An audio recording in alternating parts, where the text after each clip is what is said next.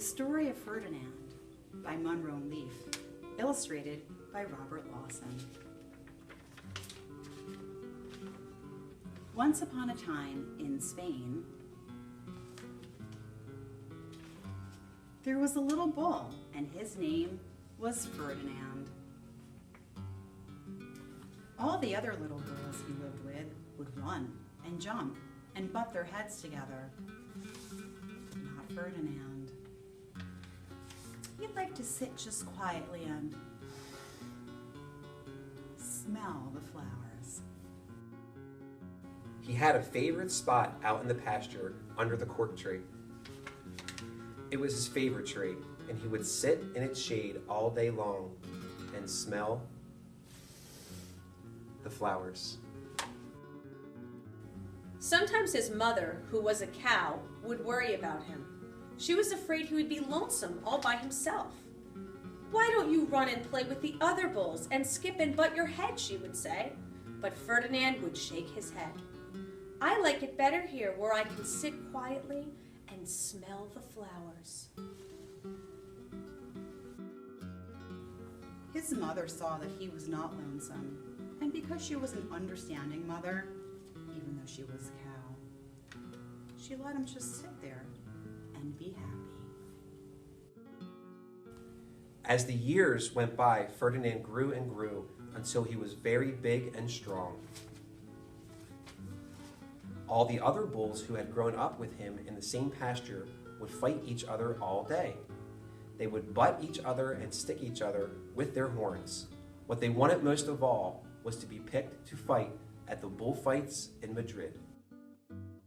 But not Ferdinand. He still liked to sit just quietly under the cork tree and smell the flowers. One day, 5 men came in very funny hats to pick the biggest, fastest, roughest bull to fight in the bullfights in Madrid.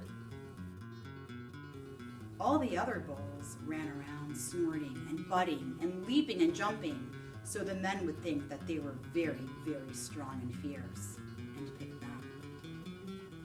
Ferdinand knew that they wouldn't pick him, and he didn't care.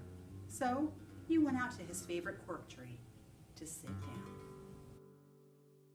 He didn't look where he was sitting, and instead of sitting on the nice cool grass in the shade, he sat on a bumblebee.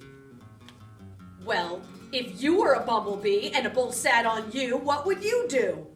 You would sting him. And that is just what this bee did to Ferdinand. Wow, did it hurt! Ferdinand jumped up with a snort. He ran around puffing and snorting, butting and pawing the ground as if he were crazy. The 5 men saw him and they all shouted with joy. Olé! Here was the largest and fiercest bull of all, just the one for the bullfights in Madrid. So they took him away for the bullfight day in a cart. What a day it was! Flags were flying, bands were playing, and all the lovely ladies had flowers in their hair. They had a parade into the bull ring. First came the banderilleros with long, sharp pins with ribbons on them to stick in the bull and make him mad. And next came the picadores, who rode skinny horses, and they had long spears to stick in the bull and make him madder. Then came the matador, the proudest of all. He thought he was very handsome and bowed to the ladies. He had a red cape and a sword and was supposed to stick the bull last of all. Then came the bull, and you know who that was, don't you? Ferdinand. They called him Ferdinand the Fierce, and all the banderilleros were afraid of him, and the picadores were afraid of him, and the matador was scared stiff. Ferdinand ran to the middle of the ring, and everyone shouted and clapped because they thought he was going to fight fiercely and butt and snort and stick his horns around. But not Ferdinand. When he got to the middle of the ring, he saw the flowers in all of the ladies' hair, and he just sat down quietly and smelled. Ferdinand wouldn't fight and be fierce, no matter what they did.